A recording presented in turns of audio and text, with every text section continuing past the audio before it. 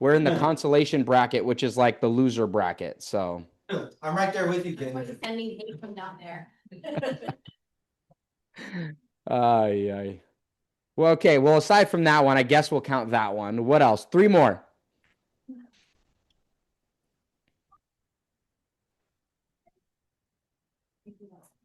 Three more. Anybody else? Okay, I was in Carmel, Monterey over the weekend. Woo! Had a great night. Beautiful. Got to see the beach. Got to see a bunch of old houses. Went on a tour at night. It was like I don't know, 25 historic homes. Oh, wow. That's really Yeah, good times. That's a bright spot. Yeah. Very nice. Very nice. Okay. Two more. Yes. Okay. Yeah, so I just signed with Keller Williams 2 days ago. Yay! Welcome. Excited to have you. Thank you. I'm excited to be here. Good. All right. We want one more, guys. I got one, Gabe. Okay. I went to San Francisco the day after Thanksgiving. I drove up, did a little road trip with the 101. And then I hung out at all these different places that beatnik writers hung out at. And I got an original poem by a street artist on a typewriter. So that was That's cool. That's all. And, San Francisco. yeah. And so that was very deep. And yeah, we got to hang out on our refrigerator. So that was fun. So that's Very my cool. Yeah. Love it. That's Yeah. a good one. Good one. All right. Well, we're never opposed to any extras. So if anyone has anything else to share, please feel free to do so. Otherwise, we have a lot of good stuff to go through today. Whoa, sheesh, scared me. Well, I can't hear any of the sound, Gabe. I can hear it. It scared me. Let me. Looks good though. How do I change that though? I don't know. It might be on my side. Yeah. Well, either just know that it was good jams. That was. We'll watch it one more So time. we had our Christmas party. It was amazing. Thank you, everybody that came to the Christmas party to support. But there was a really good time, and we had a 50-50 raffle and lots of good speeches. And yeah, it was a good time. Thank you. Very good time. Looked like it was an awesome turnout.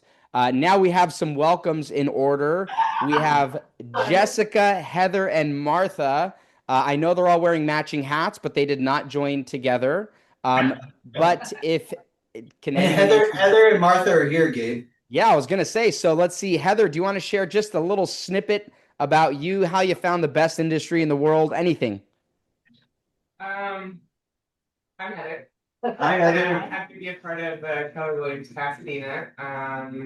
I've been buying and selling property for probably like 10 years, and my family's always been in the business, and so I wanted to be on the agent side. And yeah, I have a almost 4-year-old toddler and a wife, and we live in Monrovia, and yeah, happy to be a part of the team. Thanks. Love it. Welcome. Yeah, round of applause. All right, let's see, Martha, your turn. Yeah, hi everyone. My name is Martha. I am really excited to be here with you all and join this team. I have been wanting to get my real estate license for some time, and as soon as my son went to college, I went ahead and dove in and got my license. I'm fairly local and I'm fairly new, very local here in Pasadena. And yeah, I'm just really excited to be here with you all. Well, yeah, we're totally finished. Welcome. Give them a round of applause, guys, if you have not already. Welcome aboard. They're going to be entering the Apex program through Ignite and all those fun resources that we have. So if you gals need anything at all, don't hesitate. And if you see them and they need some assistance, please lend a helping hand. So welcome, ladies. Thank you. Thank you.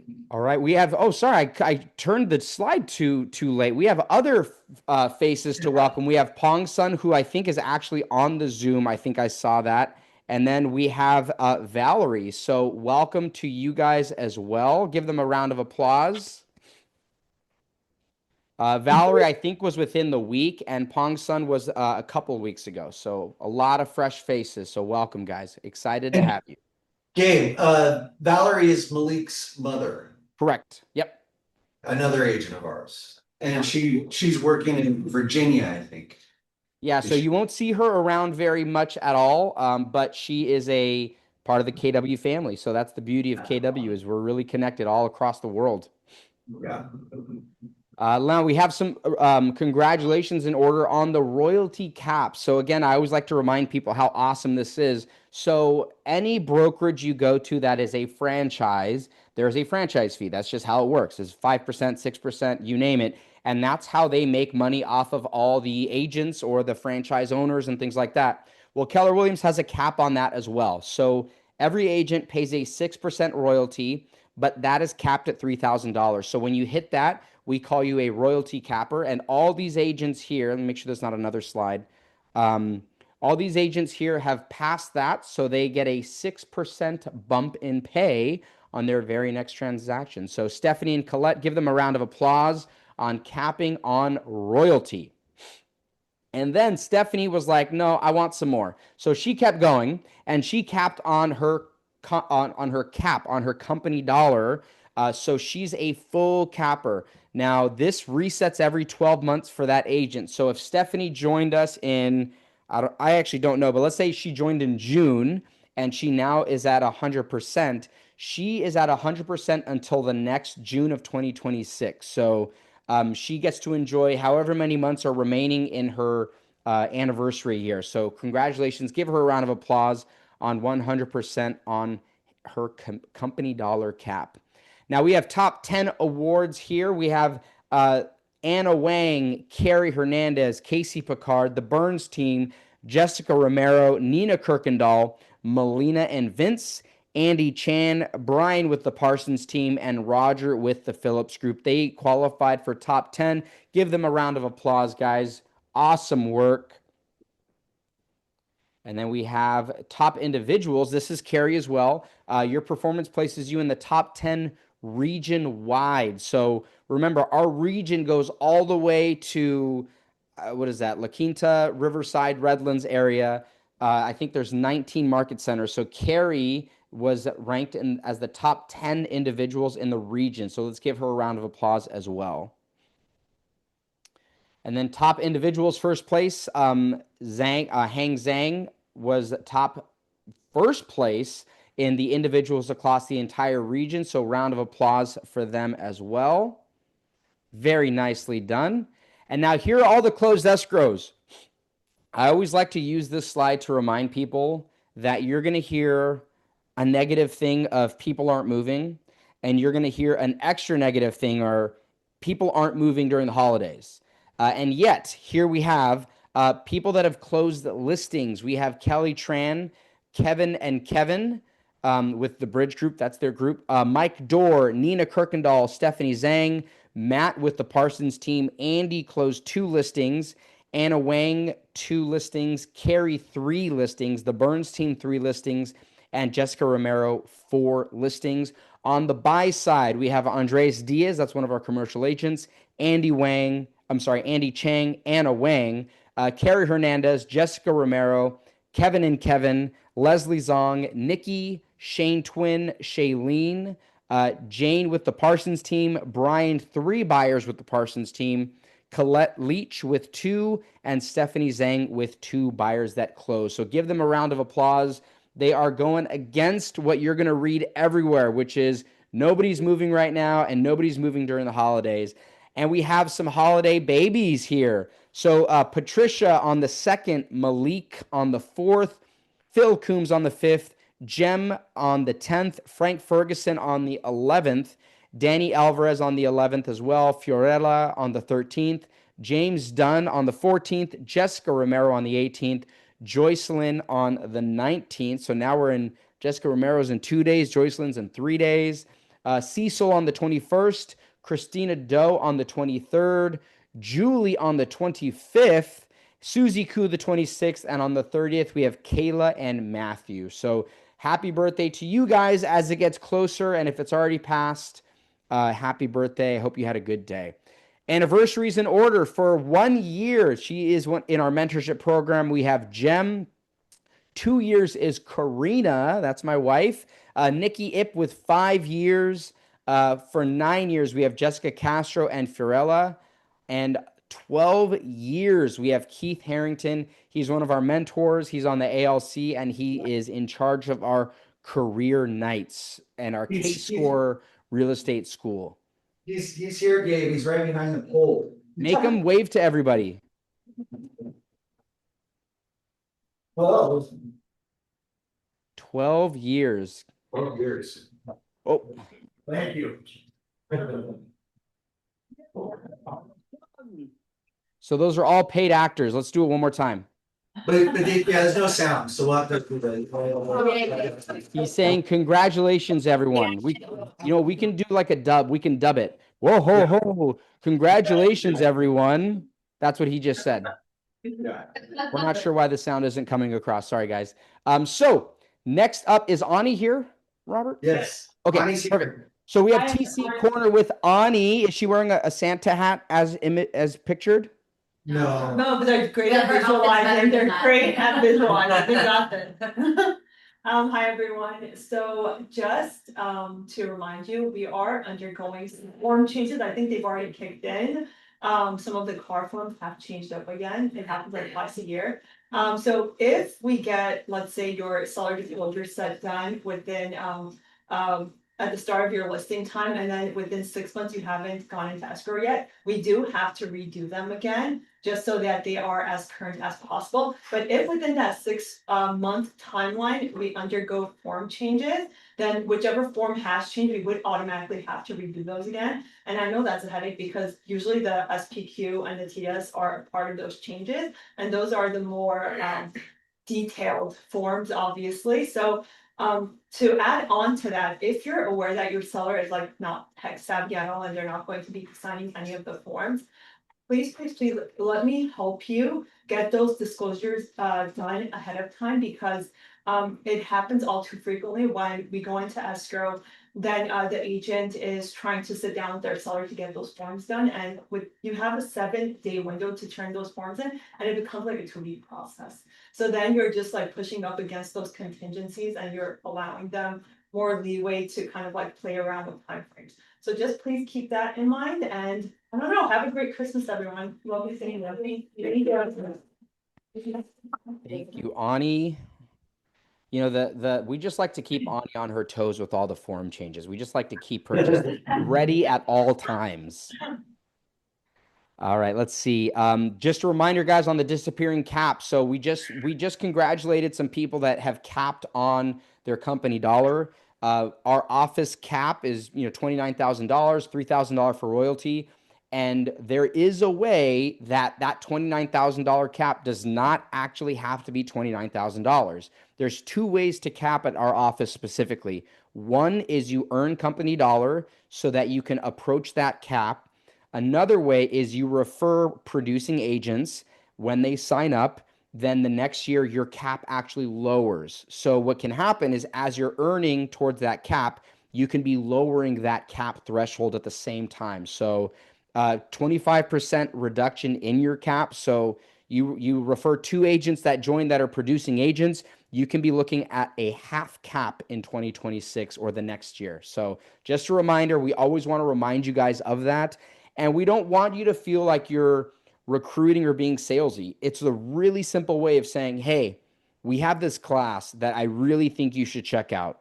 It's on AI, or it's on this, or it's on that. You should absolutely come as my guest. They come, they get some education from it, and it's the ball's in our court at that point. If it's our job now to impress them and to get them to join, it's not your job. Your job is to just make that introduction to a class that you find valuable. Okay, so just a reminder, it's a great way to lower your cap.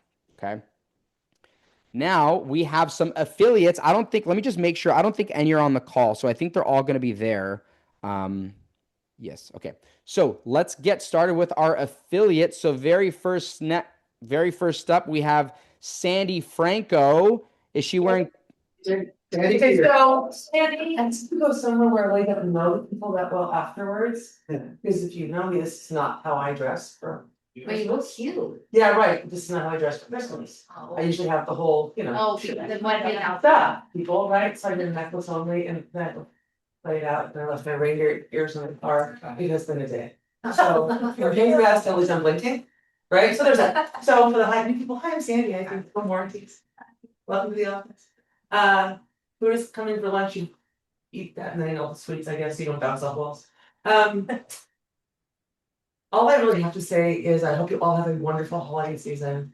Life was put in perspective for me this year in a very, very good way. Your support meant a lot to me. Personally, thank you very much. Got me through some very, very, very hard times. Everything's looking good. My son is healthy. And he's home. And that's all I can ask for. Yay. So all the rest of the stuff comes, right? What's important is this. Thank you very much. Where is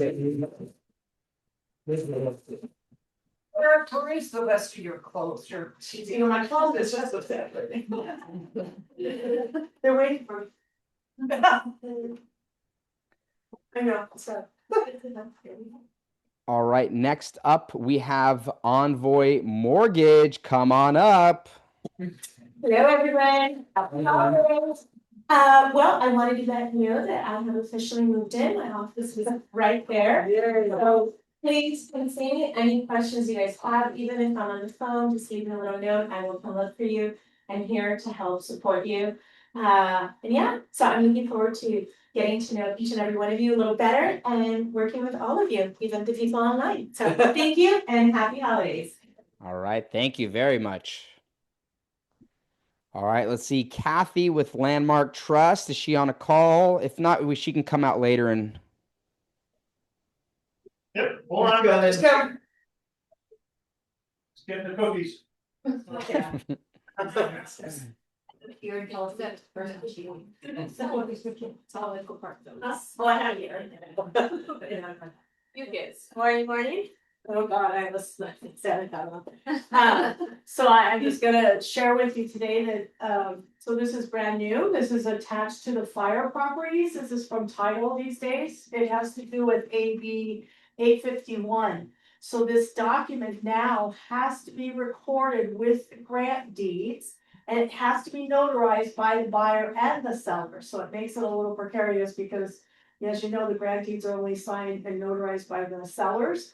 So now we have to get buyers to sign this as well. It's an attestation, basically, that the title companies, something they passed about with the price that they paid and blah, blah, blah. But I did print it out so I can pass it around. You guys can read it if you're so inclined. But just to let you know, this affects all the fire properties in our area. Should we go back and we've sold closed lots, should we go back and have them have this? They just passed it November 1st, so we don't have to go backwards. Okay. But it's interesting because it's not in all the prelims, and we had one, and then we almost got caught on the second one, where at the last minute, we were scrambling to get everything to Effective, sign. you know the effective date? I mean, if it passes. It's going forward now, Oh, anything that's open now going forward, Oh. so we don't have to go backwards, but, Yeah. yeah. Okay. But What it's, does it actually say, Kathy, so I don't have to read it? that's why I brought it on here, so you guys can. Okay, good. It's basically that, you know, you're paying a fair market value blow, that's all I have, basically, but I didn't dissect it, it's not my document, I didn't, Just thought I'd to be honest. make my job a little easier. Next week. ChatGPT. Yeah, that's. Upload it into ChatGPT. There you go, Yeah, there you go. and then we'll all know, So did you say effective now or January now? no, it's effective now, Oh. so like this is my second one that I've had to do it, but the last one, because it wasn't in the prelim, you really didn't pay attention to it until I asked about it, and they said, oh yeah, by the way, and then we had to scramble to get the buyer to sign it, you know. It's to releasing everybody a liability on it too, somebody wants to come back, again, it's about the pricing, you know, fair market value, you know, things like that, so. You know how it is, we all don't wanna get sued. Yeah. So, just be aware, so when we have to have the buyer sign it, you'll know why. Anyway, happy holidays, you guys. Thank you, Kathy. Oh, it's right in front of me. I'm back. So Angie Tate, First American Title. Yeah. Hi, you guys. Here for all your title needs. If you guys don't have a farm yet, Angie's the person to contact. She'll help you work out your farm and do all that together. And when you do that with Angie, I will help you with the door knockers and the baggies. Just got the First American here to make your transactions easier. Now, see these now. Thank you, Sandy. You're everyone. Thank you. Yes. All right, let's see. Is Maria Howard there with Old Republic Home Warranty? Not today. All right. How about, is Glenn there with Property ID? No, not today. But he was at the Christmas party. Both of them were at the Christmas. Well, you say he's supposed to be coming for the cookie. Oh, that's. Oh, but he knows the cookies won't start for another 30 minutes, so he'll get there in 30 minutes. Probably not. Smart. All right, let's see. Cut and Dry. Nope. All right. Elite Home Staging. Grace. Is Grace there? No, not today. All right, that's okay. David Gafafian with Power Solar. No, but he was at the Christmas party. Chisel and Tool. Isaac with Chisel and Tool. Remember, those are your ADU specialists. Okay, permitting, general consulting. Make sure you reach out to them for ADUs. We've been sending people there a few times. Let's see. Property Management Brothers, Brian and Matt, Proactive. Are they there? No, we're lazy bums. Lazy bums. Okay, that's okay. All right. So it is time for our legal corner, everybody. This is our favorite part. An update on the MLS. Now, I've been talking about this, about how, good luck keeping up with AI, with all of the changes. It's kind of like how it is with social media, right? The government's trying to put laws in place to protect people, but social media is advancing at such a rate that it can't keep up. The MLS is in the same situation where they're trying to make rules to kind of keep AI in check, but AI is moving at such a fast rate. They're trying their best. So here's where we are right now regarding digitally altered images. Now, this is what the rule was, and they've made some specifications and some clarity on it. So there must be a statement disclosing that the image has been altered and the unaltered image can be accessed anywhere else, and a link to the publicly accessible website URL or QR code, and that includes unaltered image. So meaning you need to put the unaltered image right there on the MLS next to the altered image, or you need to have an easily accessible folder where the original photos are. In other words, have an ugly folder where all the ugly photos are living so that people can go to that and see it if they need to.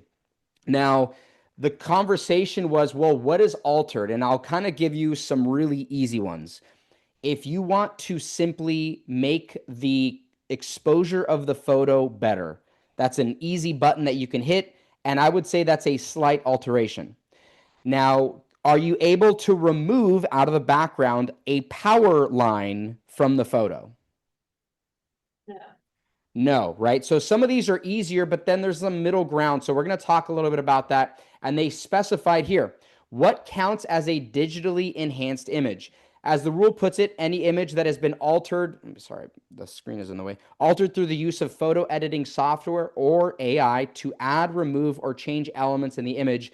This would most commonly include adding virtual staging or appliances. So a digitally enhanced image is going to be usually where you're adding or removing elements of an image. So an empty space, and you put a couch in there that isn't actually there, that would be considered digitally enhanced. Does this include all edits to an image? The rule stipulates that minor aesthetic digital changes, such as tweaking exposure levels, sharpening an image, or other common photo edits, do not need to be separately indicated. So what that means is, we've all been there where we take a photo of ourselves and we are just all washed out. We can't see details, so we change the composure of the image so that we can see more details. They're saying that that is not a significant edit, so that would not be included. Here's the part that everybody look at Ken, because he's going to get really uncomfortable, because it's going to say other common photo edits. That is as vague as you can get, because what is a common photo edit to one is not going to be a common photo edit to others. So this is going to be we're going to have to kind of see how it goes. The good news is that there's no fines in place yet. They're going to meet, whatever that means. They're going to meet and they're going to be deciding what types of, you're going to get 3 warnings, and then, are they going to give you a warning to, take that photo down, or are you going to get slapped with $1,000 fine on the very first warning? We don't know yet. The good news is that they're allowing a little bit of a learning curve. But again, kind of like I said, common photo edits, some people are going to say, well, a common photo edit is to crop, and I cropped out that giant power line. So, there's going to be a lot of testing. People are going to be testing that, in other words, but that's where we're at when it comes to the digitally enhanced photos. Are there any questions on that? I'd rather us kind of talk this out than some of you just guess. When in doubt, call either Gabe or myself. Basically, and you're gonna have some doubts. We do. Yeah, I would agree. And honestly, I'd probably also, I'm going to talk to Robert about some of these things, like, hey, Robert, what's a common photo edit? So yeah, definitely talk to us, because as a rule of thumb, and Ken can correct me here if I'm wrong, if it would alter the buyer's willingness to purchase, right? If the grass is tinted a little greener in the photo, I don't think a buyer would withdraw their offer. If the photo, or if the power line is cropped out of the photo, I think that would adjust whether or not a buyer would purchase. So that's a little bit of a guiding line, but yeah, definitely when in doubt, call myself, call Ken. You could ask Robert, and we'll help you decide if it's an important thing that you need to basically disclose. Okay. So are we okay on that one? Now, how many of you knew about this specification or this clarification on this rule? Okay. Now, Ken, okay, Yeah, now he's gonna get extra credit, because the truth of the matter is I have a really unique way that I find out about this insider information, and it's called an email. The association emailed this out, and I read about that literally this morning. So just a reminder, guys, you have to check your emails, because this was a rule that was not really understood up until a few hours ago when it was emailed out. So just a reminder, check your emails from the association, because they're the ones that are going to be deciding if fines go out or not. Okay. Okay. So this is just a quick it's not an update. It's a reminder that there is an update for the landlords. And I'm seeing Fred and Sadie here. So Civil Code 1941.1, this is kind of an understood rule that we know. You have to create a safe, inhabitable space for your tenants. Okay, that's kind of an understood thing. Now, where it gets a little interesting is they added a few things of what's considered an implied habitable situation. And they added, what common items are now included in this? It is now a refrigerator and a stove. More specifically, I would say the refrigerator. Stoves are usually already there. Refrigerators are more of a conversation where, did they bring it? Did you bring it? If it breaks, you have to repair it. So that's going to be a little bit of a change to all of your clients that are landlords. So the question is, have you checked in on your landlords? This law goes into place January 1st. And the law specifies that any lease that is created or edited or revised after January 1st falls under this. So if you have a tenant that has been there for a couple of years, this does not apply to them yet. If they decide to sign a new lease or anything changes on that lease, this comes into effect. So the question is, have you checked in on your landlords? Have you asked any of your landlords, hey, what do you know or have you heard of this change? What is your plan with the refrigerator situation? Hopefully they have some questions, but at the very least, you're providing some value. Okay. So most of you have some client that is a landlord, even if it's a mom and pop where they're just renting out their back house, they need to know this rule. Okay. I already called my parents and said, hey, you have 2 rentals. Are you aware of this rule? They did not know about this rule. So make sure you call and ask your clients that are landlords about this. Okay. Any questions on that one? Yeah. Yes. Yeah, questions. She does. Oh. Yeah, Ashley does. instead of any changes, so just say that, the rent goes up, is that considered a change in the lease? Or, The rule said any revised or edited lease, so I would consider that as being revised. then- Yep. Is this for any tenant situation or a single family exempt, or is there any any carve outs? There might be, but let me get back to you on that because I know sometimes they'll say things like, you can't have more than 2 properties under your personal name and it doesn't apply. I know that was a certain rule, but to my knowledge, that because it's the civil code of Habitability, yeah, okay. yeah. So I don't think that would necessarily give an out. And yeah, there's a lot of little intricacies that you do need to educate your landlords on. Like a landlord might think that they're being clever. And this is where I got my own dad. He said, well, I'll just lease to people that are going to bring their own fridge. And I said, it actually states that you cannot make that a term of your lease. You can't say, hey, we're leasing to people that bring their own refrigerator. Like they actually outlined that rule. So again, read about it and then educate your clients on it. Okay. All right. Yes. Quick question. So in some lease contracts, the landlord will write, fixing or repairing refrigerators not their liability. Does this mean that this policy would kick in on January 1st and the refrigerator breaks down on January 2nd, then the landlord has to replace the If the lease has already been in place and it hasn't been adjusted, then this does not fall under that. It doesn't apply to them. update on the lease, then everything would kind of make this policy effective, right?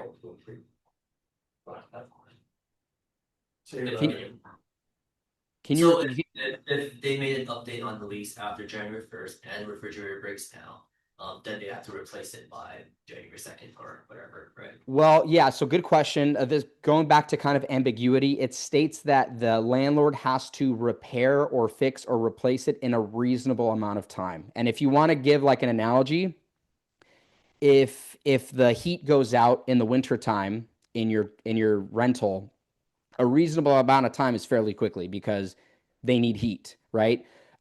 Where I could see this being a problem is when you're looking at refrigerators, you're talking about food health.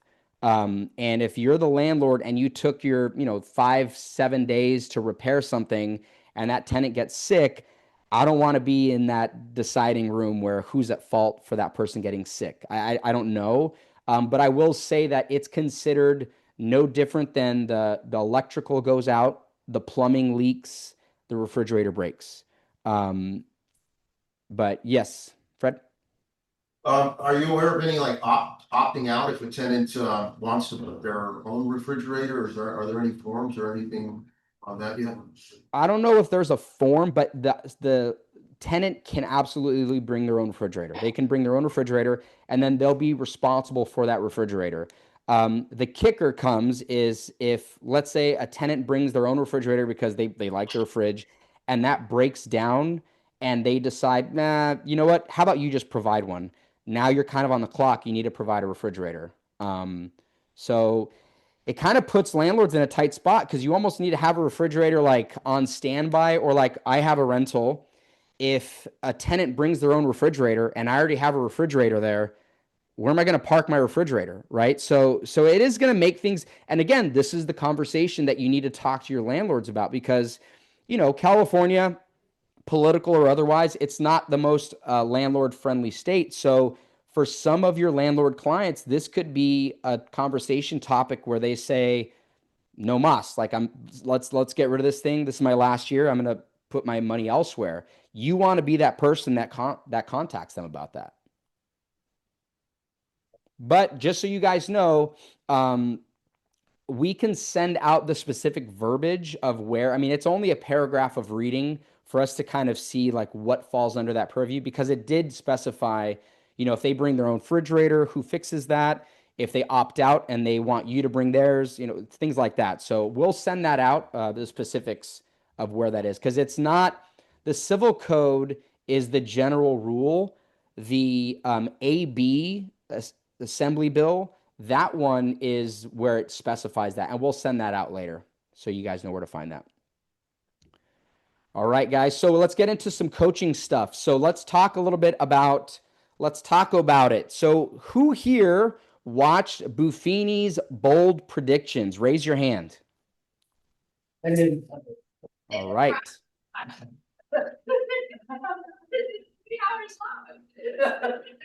So let's cover, I want to just discuss a few of the things that Brian Buffini and Lawrence Yun discussed, because I think it's going to be important for us to understand going into 2026. So here are the big ones, and we'll get into a few slides of it first. Number one is the prediction is that the rhythm of the market is going to mirror the 2019 market. So for those of you that don't know, that's 2019 BC. That's before COVID, before all chaos broke loose. Was anybody here in the business of real estate in 2019 or before? Raise your hand. Okay, so quite a few of us can actually think back to that. That's perfect. So the next prediction, and this is more of a NAR prediction than Brian Buffini's, the estimate is that 240,000 agents will leave the business. Number three, and this goes beautifully with number two, transactions are scheduled to increase by 14%, which means there's as predicted, 250,000 less agents and 14% more business to go around. So if you're that agent, which I know you all are, that are going to stick with it and keep pushing forward, you're going to have less competition and you're going to have more opportunities available. And then number four is interest rates will hover between 5.7 and 6.3. And that wasn't Brian's prediction as much as it was Lawrence Yun, who's the economist. So let's look at what are they even looking at here? So they're looking at inventory. So back in 2019 BC, inventory was active listings was 1.21 million, and 2025 is going to end up at around 1.36 million. So just all predictions aside, you could just look at that straight line across. You're at pre-pandemic levels of active listings. And you can see how, and he was very emphatic on this, 2021 of 566,000 active listings was an artificial market. That was not real. So anybody that's expecting the 3% interest rate where there's only $500,000 homes to go around and people, that will not come back. So 1.21 million before COVID, 1.36 million now and into next year. 240,000 agents will leave the business, 14% increase in number of transactions.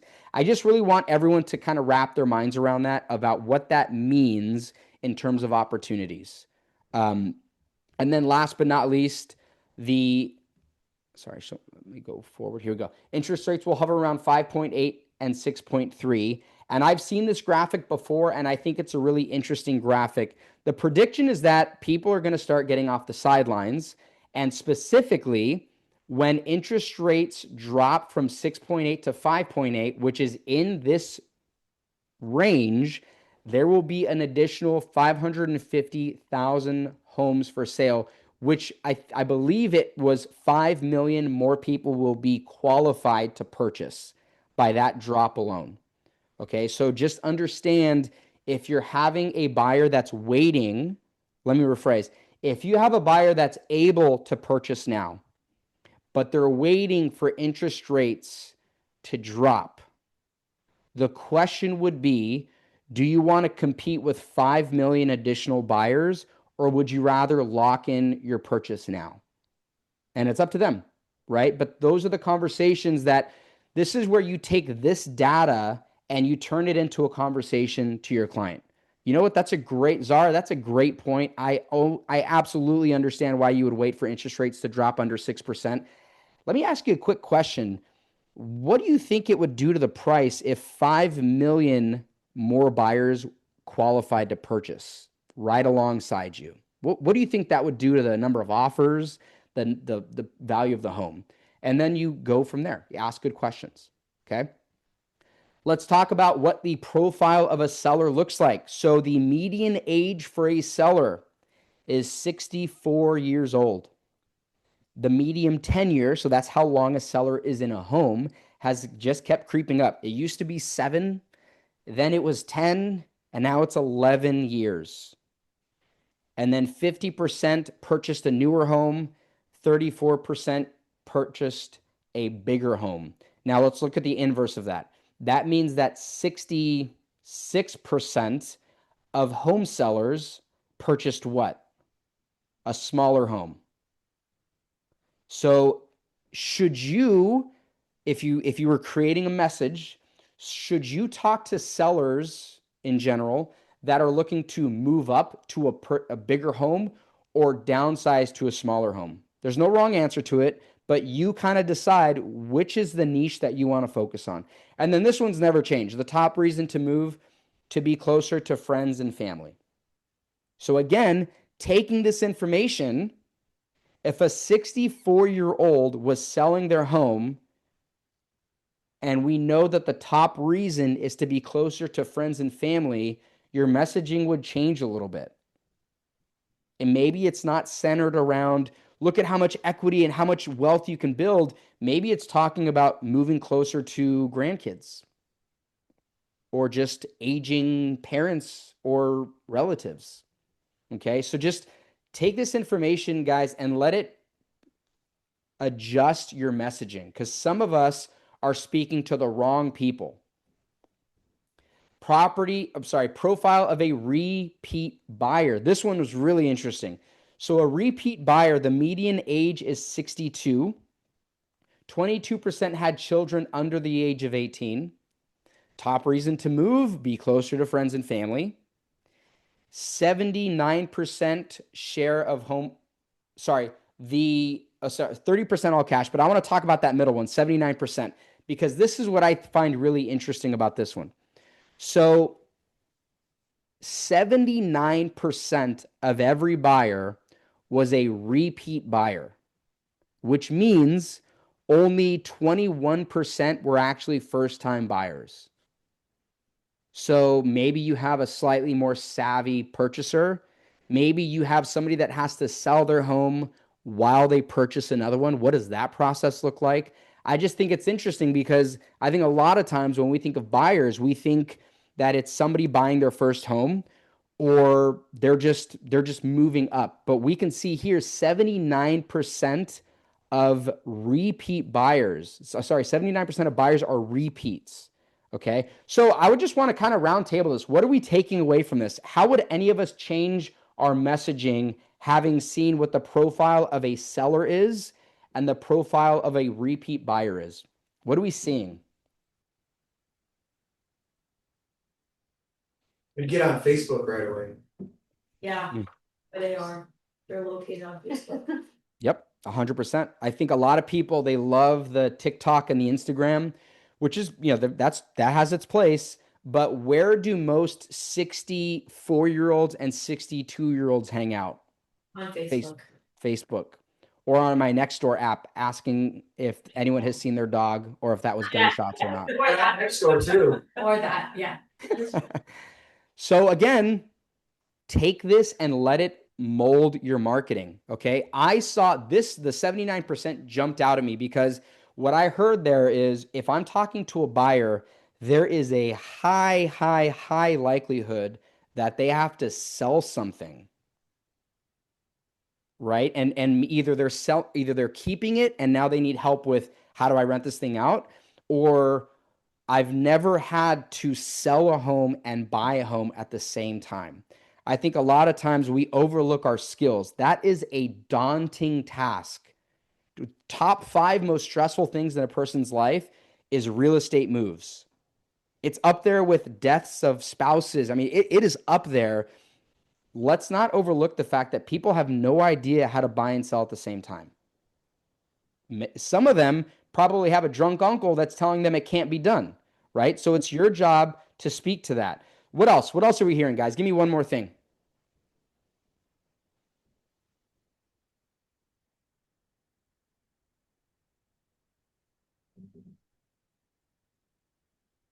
Well, if 30% are all cash, then 70% are using financing, so. Pre-qualify or whatever, Pre-qualify, yep, absolutely. Pre-qualify, 100%. To me, that also tells me that there are 30% of all repeat buyers. They are killing themselves by waiting for interest rates to drop, because interest rates do not affect them at all. So why would they wait for interest rates to lower and for 5 million more qualified buyers to enter the market?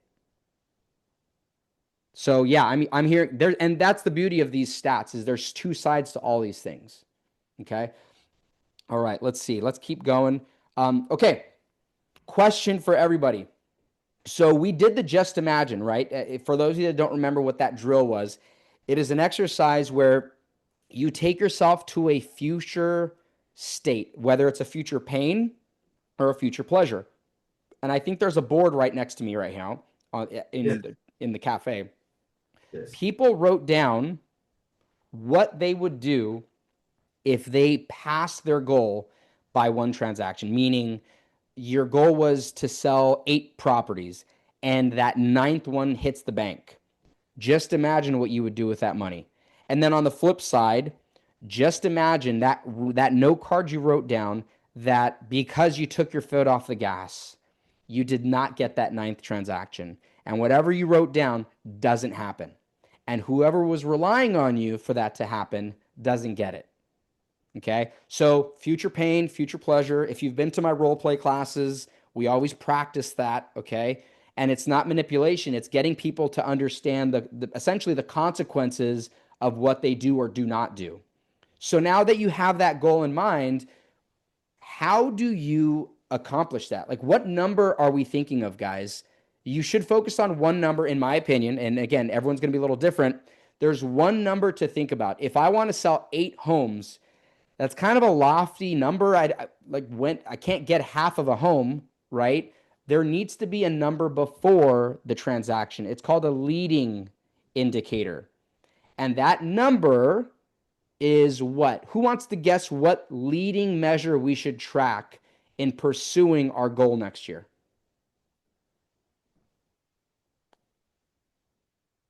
Gross commission. Gross commission. I would say there's one before that, or a few before that. More leading.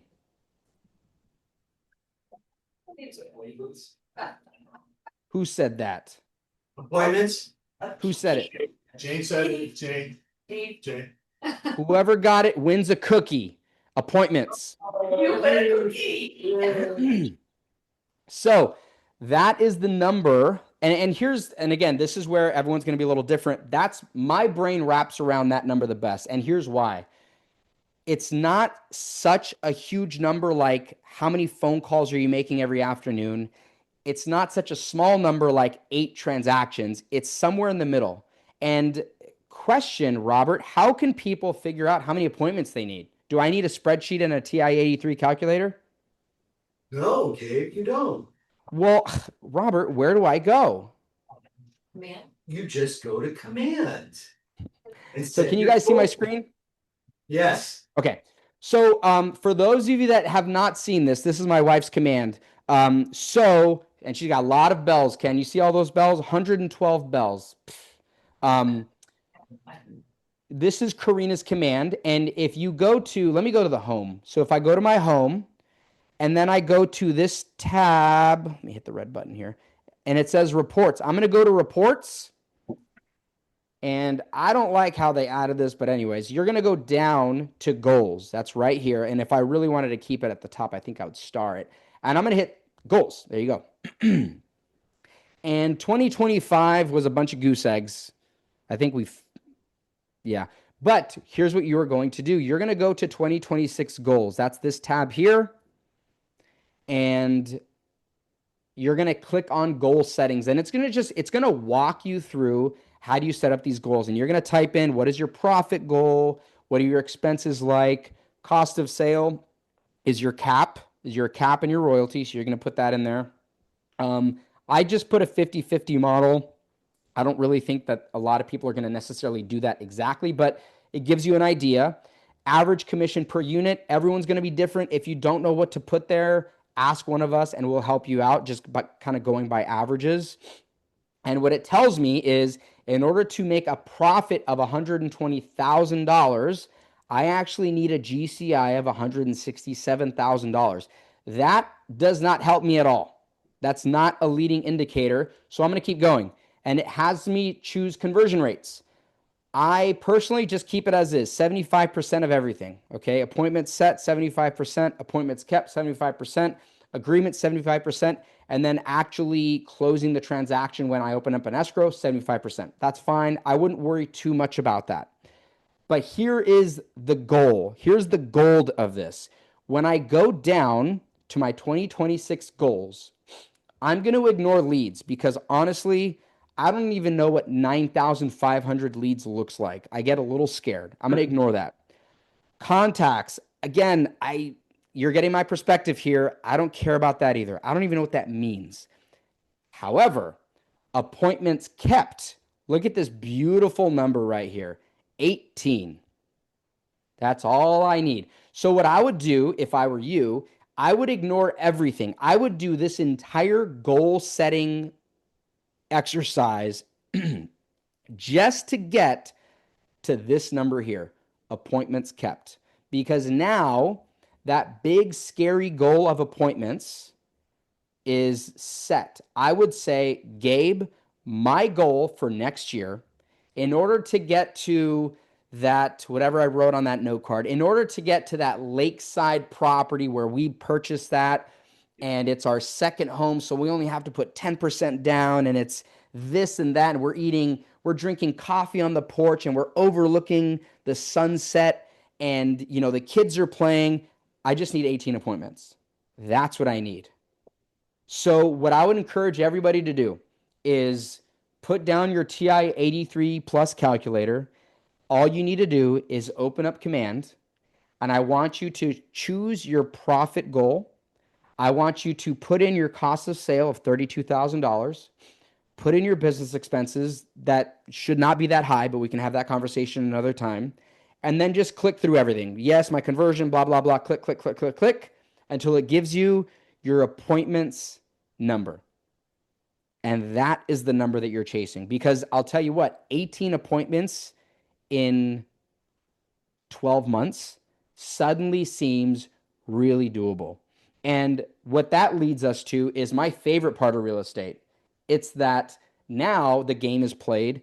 How can you get those 18 appointments? Are you a TikToker? Are you Instagram? Are you open house? Are you a door knocker? Are you a mail, physical mailers? There's no right or wrong to this. The name of the game is get that appointment number. Okay? Are we clear on that, guys? Is there any ambiguity of how we can get to that? Does anybody know what their appointment number is? It does. Oh. So here's what I would challenge us to do is going into 2026, I want to be able to go up to you and just ask you, what's your number? Not your GCI. I don't really care.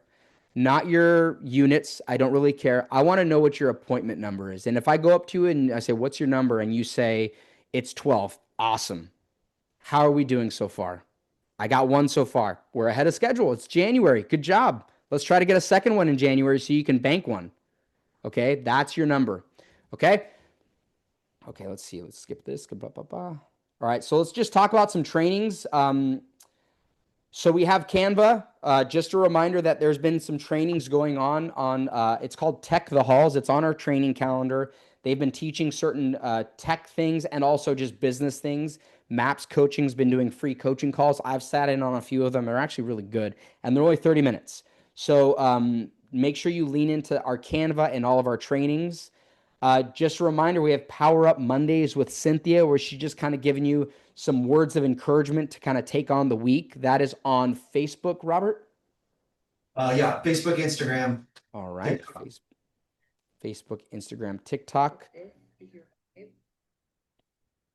So we have the monthly Listening Society Podsters. I don't know if we have one for January set yet, do we, Robert? We're working on it. Okay, we're working on it. Love it. There We will be haven't one, decided what we're gonna listen to yet. but there will be a ton Yeah, of there time. will be one. Okay. Just imagine, guys, it's like a book club where you actually read the book. It's really good. It's like a really great group, and we have a lot of good discussions, and nothing's off the table. We've talked about strategies, we've talked about AI, we've talked about, you know, client events. So make sure you tune in on that. We have cram sessions led by Keith. We launched the cram session tips, tricks, and community to help pass the exam, open to all. Just a reminder, guys, the real estate exam, last I checked, it's a 50% fail rate. It's not an easy test. So if you come across anybody that's thinking about doing it or they're in the middle of doing it, point them to the cram sessions because that helps people a ton. Because we also get feedback on what most people are failing. So we can kind of focus the cram session specifically on what people are struggling with. And then, of course, we have our career nights and our career days, 11 a.m. and 6 p.m. If you have any questions, you can ask Keith or Michael Ferreira. Fantasy football, some devastating news. My team did not make the playoffs. We're in the loser bracket. We're in the consolation. So I don't know if we'll recover from that. Who's number one? Reese's Pieces. Reese's Pieces is number one. And Good job. Good job, Jane, making it back on top. Beat the boys. Yes, we did. does anyone know who this person is? I do. Gary. Gary Vaynerchuk.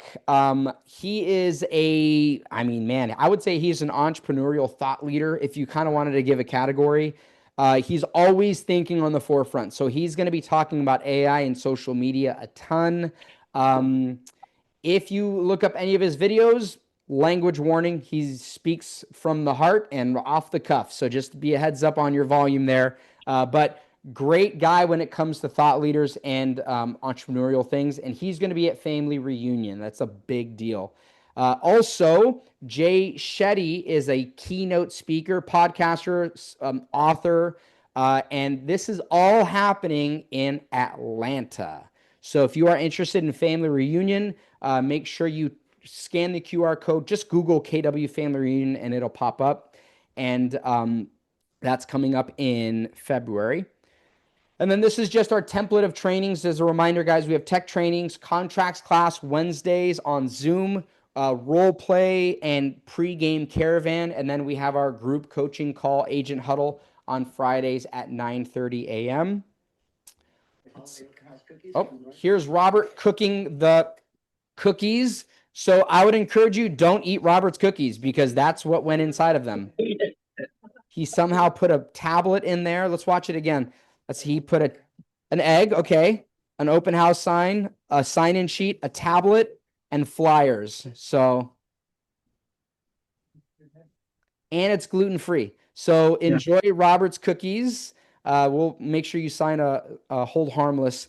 Okay, are there any, let me see if there's anything after this, any needs and wants, guys, before we start giving ourselves stomach aches?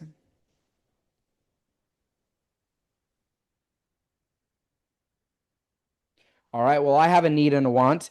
I would love for you guys to get your appointment number figured out.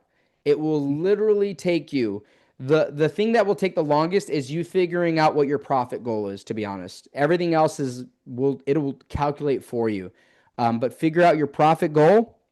From there, you will get your appointment number, and then that's the number that we want. I will also say, guys, thank you for your patience. My hamstring recovery it's going.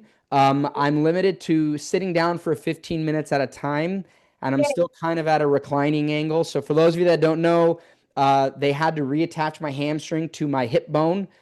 So it's been quite the recovery, but it's going. It's going. So thank you guys for your patience, and I miss being in there. Let's see. Anything else, guys, before we cut loose?